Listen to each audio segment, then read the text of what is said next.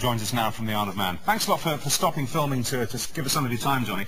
I have to say that we both read the Stephen King book probably about 2 to 3 years ago, and we loved it. And you know, when you like a book, you kind of feel ownership of it.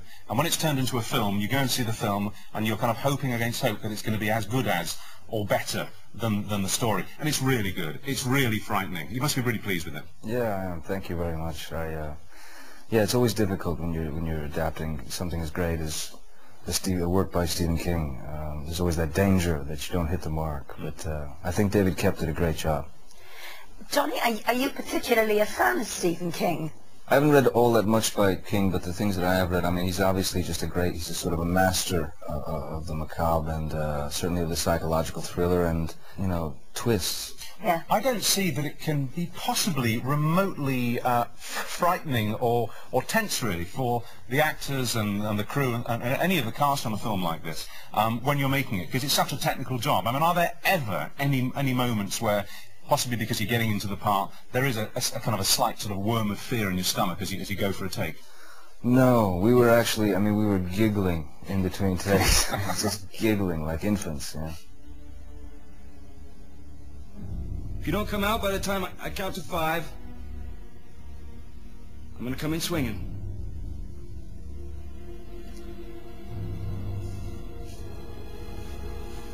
One, 2.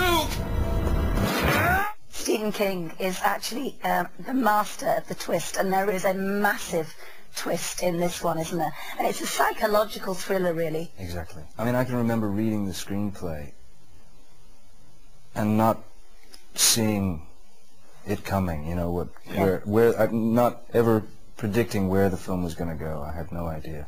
Is it true that in your part as Mr Sparrow in the Pirates of the Caribbean, that you based that on one of the Rolling Stones? I was thinking about pirates in the 17th century and thinking, you know, what would the equivalent be in today's world? What would they be? And I thought it would be a rock and roll star. And for me, the greatest rock and roll star of all time is Keith Richards. So. Okay. Well, let's just see Keith Richards as a part and remind ourselves of that. Easy on the goods, darling. You're despicable. Sticks and stones up. I saved your life, you saved mine, we're square. Gentlemen, my lady, you will always remember this as the day that you almost caused Captain Jack Sparrow.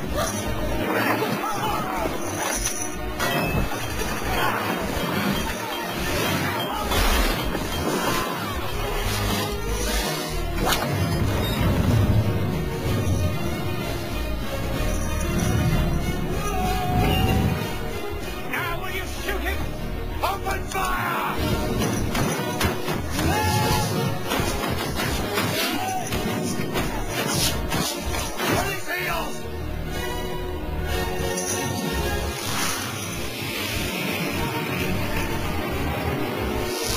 I don't know if it's the case in America, but over in this country there are themed parties now based around your performance in Pirates of the Caribbean. I know 3. I know 3 where little boys and little girls all take part in getting dressed as Jack Sparrow competitions. Is it the same in the States? Unbelievable! Wow, not that I know of, but that's exciting. That's really exciting. Because you're quite an Anglophile, aren't you? I mean, here you're filming in the Isle of Man because you have to. That's where the film's being done. But you do like us over here, don't you? You like this country. I love it. No, I love it over here. I love England. On every level. I mean, from the food to the humour to the, you know. Well, you mentioned the humour. We've got another great clip here because, well, like us personally, you're a huge fan of, what's finished now, but a huge fan of the Fast Show. Oh, yeah. They inveigle you into the men's outfitters. So let's have a look at one of those moments. Now, sir, single or double-breasted? Oh, I do apologise, sir. That sounded like a smutty innuendo, didn't it? A bit of smut, sir. Oh, suit you, suit you, suit you. Oh, suit you, suit you, suit you, suit you. What? Will you just build me a suit? Well, sir, we'll measure you up. Do you like being measured up, sir? Oh, get him, sir. Oh, shoot you, sir. Get him, sir. Oh, that's it, sir. That's it. Oh, come on, sir. Come on, sir. Come over, sir. Come over, sir. I've never seen that. Have you never seen it? I've never seen it, no, that's the first time. I think for Paul that was the sort of the crown of his career, working with you on that, actually. It really was. Anyway, at the moment you're filming with a guy who we had here a few weeks back, and we had lots of fun with Johnny Vegas. We've seen some fabulous pictures in the newspapers and magazines of the two of you in period costume. Tell us about the film you're working on the Isle of Man now. Oh, it's great. It's a great film, I think, we're working on. It's called The Libertine, and it's about John Wilmot, who was the second Earl of Rochester back at the time of Charles II's Restoration, England. Cast is unbelievable. We've Johnny Vegas, Richard Coyle, Jack Davenport, John Malkovich, Samantha Morton. It's really, really a great cast. Yeah. And the character you play is a resolutely sort of dissolute guy, which you seem to be very good at playing, actually. You seem to have cornered the market in that. Well, we all have our niche, don't we? Can I just ask you, where does Johnny Vegas fit into this? I mean, because I can't imagine him. In a very big suit, Judy. And a very big wig. A very colourful suit. He's an amazing character, because he's known for his sort of antics or whatever, and he's obviously a very clever, very funny man. But I was really pleasantly surprised to learn how generous and how kind he is. He's really a good man, just a decent, good man. I've really enjoyed my time spent with him. So is he on your list of sort of new best friends? Yeah, I think we could be new best friends. We may even get married. I'm very glad to hear it. Johnny, thank you very much indeed for joining us. Just one more question, sorry. I mentioned that you're on the Isle of Man, where of course there is this tradition that when you arrive, because I've been there myself a few times to work, you go over that bridge just after you've landed at the airport, and you must say hello to the fairies.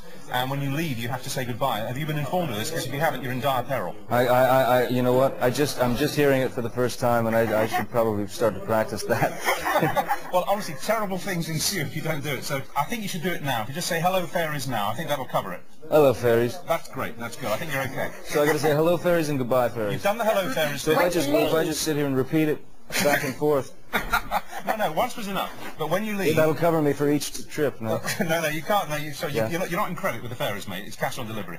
When you go back to the airport, and you'll go over a little bridge, you must say loudly, goodbye, fairies. And I'm not winding you up. It's a big deal there. I'm going to go do it now.